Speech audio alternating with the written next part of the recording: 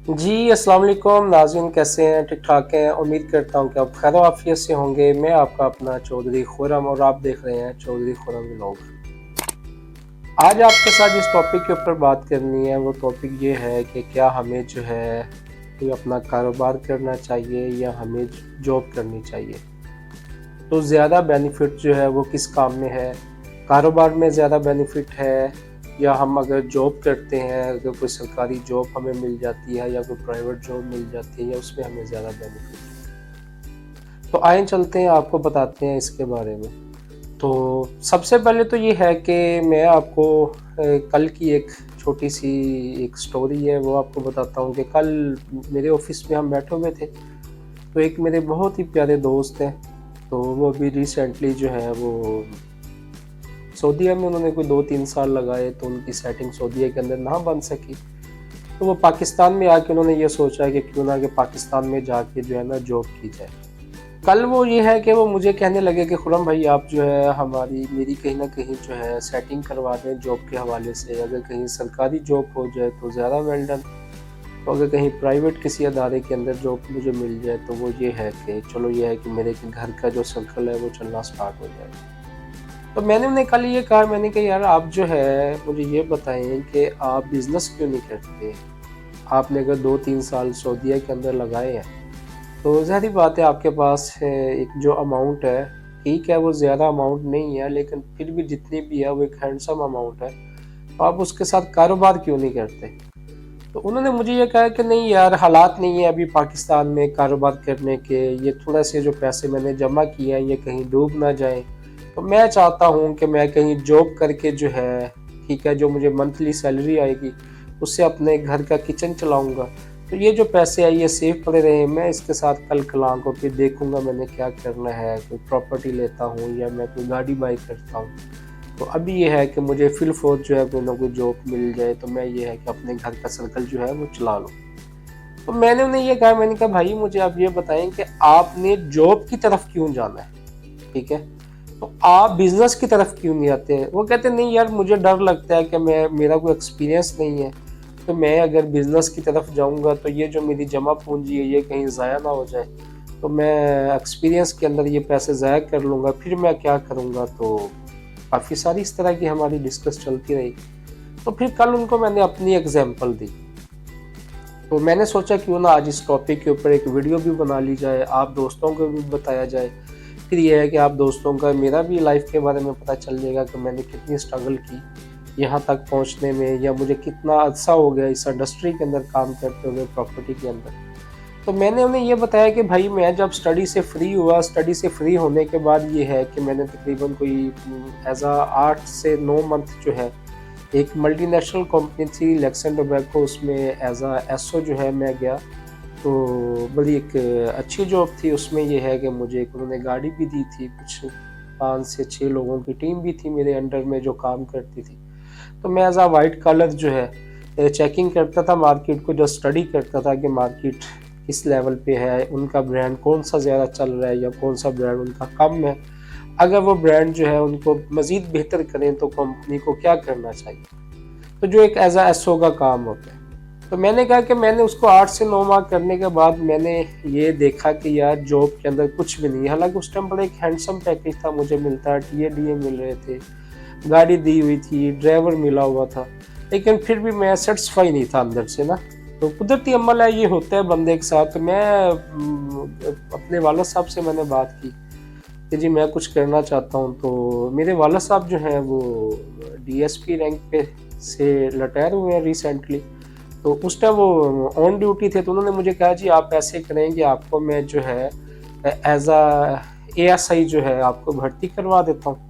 Government job है महकमे के अंदर, तो आप ये है कि अभी यंग हैं, तो वक़्त के साथ-साथ ये है कि आपका रैंक भी बढ़ता जाएगा, तो आप एक गवर्नमेंट जॉब जो है वो आपको मिल जाएगी। तो ख़ैर मैं सोच के मज़ीद परेशान हो गया कि मैं तो वाला साहब को ये कहना चाह रहा हूँ कि जी मैं कुछ बिज़नेस करना चाह रहा हूँ, आप मेरी काइंडली जो है वो हेल्प करें। ज़ाहिर-सी बात है उस टाइम मैं स्टडी से फ्री हुआ था, तो मेरे पास तो कुछ भी नहीं था।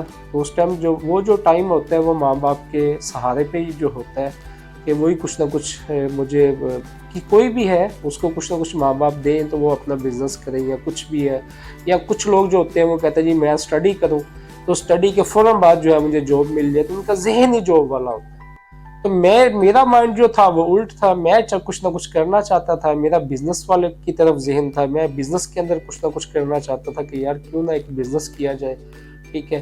तो जॉब को मैं समझता था कि ये जेल ऑफ बॉस है ना, ये एक मीठी जेल है, तो मैं इसको एक जेल की तरह लेता था कि नहीं नहीं मैंने इसके अंदर नहीं जाना, क्योंकि सारी बात है मैंने अपने वाला साहब की भी लाइफ देखी थी। तो काफ़ी सारी घर में ऐसी खुशियाँ या गमियाँ थी जिसमें वो शिरकत नहीं कर सके अपनी जॉब की वजह से।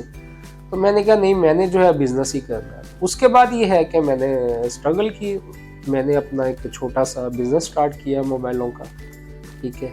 तो उसके अंदर मैंने साल से 1.5 साल जो है वो अपने बिजनेस को रन किया, ठीक है। वो किसी वजह के साथ जो है वो बिजनेस मुझे छोड़ना पड़ा, तो मैंने उसको क्लोज किया। उसके बाद ये है कि मैं प्रॉपर्टी के अंदर आ गया 2009 के अंदर। 2009 से मैंने जो है प्रॉपर्टी स्टार्ट की। प्रॉपर्टी स्टार्ट करते ये है कि उसके साथ साथ मैंने 2 से 3 बिजनेस भी किए दरमियान में। कुछ बिजनेस बहुत अच्छे लेवल पे चले। फिर एक मेरा बिजनेस जो था कोविड के अंदर 2019 के लास्ट में जाके जो है वो बिजनेस मेरा जो है वो काफ़ी ज़्यादा मुझे नुकसान हुआ उसमें।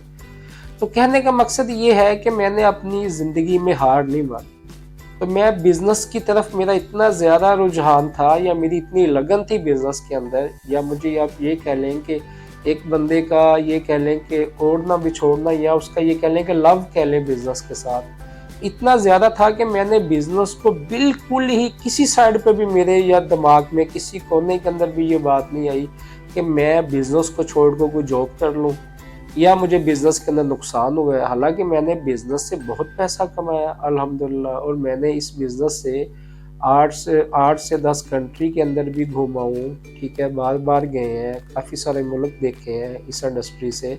फिर इस इंडस्ट्री के अंदर मैंने काफ़ी ज़्यादा लॉस भी की है। तो मैंने कभी दिल में ये बात नहीं आई कि जी आज मेरा लॉस हो गया तो मैं क्या है कि कल को इसको वाइंड अप कर दूँ, बिल्कुल ऐसा नहीं था। मैंने फिर क्या किया कि मज़ीद स्ट्रगल की, देखा है कि कहाँ कहाँ कमी पेशी आ रही है, कहाँ मैंने गलती की है जिसकी वजह से मुझे नुकसान हुआ। तो मैं उसके बाद डे बाय डे इंशाल्लाह करता रहा। अल्लाह ताला ने जो है अपनी तमाम जो नेमतें हैं उनसे भी नवाजा। फिर अल्लाह ताला ने मुझे सवारी दी मैंने गाड़ी बाई की, ठीक है, कोई 10 साल पहले, ठीक है। छोटी गाड़ी ली, फिर अल्लाह ताला ने उससे बड़ी गाड़ी दी, फिर अल्लाह ताला ने उससे बड़ी गाड़ी दी, फिर कुछ प्रॉपर्टी बाई की, फिर कुछ घर बाई किए। तो कहने का मकसद ये है कि हो सकता है कि मेरे वालिद ने जो सारी ज़िंदगी में अपनी पूरी लाइफ जो उन्होंने एक गवर्नमेंट जॉब के अंदर दे के अपनी लाइफ जो गुजारी है, उन्होंने सारी लाइफ में इतना नहीं कमाया होगा जितना मैंने 8 से 10 साल के अंदर अर्निंग की। तो ये बहुत बड़ी बात थी, और बाद में वालिद साहब भी बड़े खुश हुए। हालांकि जब मैंने इनकार किया जॉब से तो वो बहुत ज़्यादा नाराज़ हुए मेरे ऊपर। उन्होंने कहा जी तुम ये बहुत बड़ी गलती कर रहे हो, कल को पछताओगे, अभी तो मैं हाजिर सर्वस हूँ। आप ये है कि इस टाइम एक अच्छी जॉब हो सकती है, गवर्नमेंट जॉब है। कल को अगर आप क्या करोगे ये बताएं, आपकी शादी हो जाएगी या आपके कल को फैमिली होगी, तो फिर आप बेरोजगार होंगे तो क्या करेंगे। तो खैर मैंने उन्हें कहा जी जो अल्लाह ताला की ज़ात है वो बड़ी गफूर रहीम है। तो मुझे उम्मीद है कि मैं जिस चीज़ को चाहता हूँ तो इंशाल्लाह मेरा रब मुझे उस चीज़ से नवाजेगा। तो मेरा यकीन है अपने रब पे, और मैं कभी भी नाउम्मीद नहीं हुआ। तो खैर आज वाला साहब बड़े हैप्पी हैं कि आपने बहुत अच्छा डिसीजन लिया। तो डिसीजन का मकसद ये था कि अपना बिजनेस है, जब आप चाहें इसमें आप ऑफिस के अंदर में आए। अगर मेरी कोई तबीयत ख़राब है तो कल जैसे 2 दिन से तबीयत ठीक नहीं थी, कल भी मैंने वीडियो नहीं डाली अपने यूट्यूब पे तो क्या हुआ कि मैंने जो है तबीयत ना सही होने की वजह से नहीं डाली। तो उससे क्या हुआ कि मेरा अपना बिजनेस था, तो मैंने जो है वो अगर दिल चाहा तो मैं ऑफिस आ गया। अगर तबीयत ठीक नहीं थी तो मैं ऑफिस में जो है कल थोड़ी देर के लिए आया, उसके बाद मैं चला गया।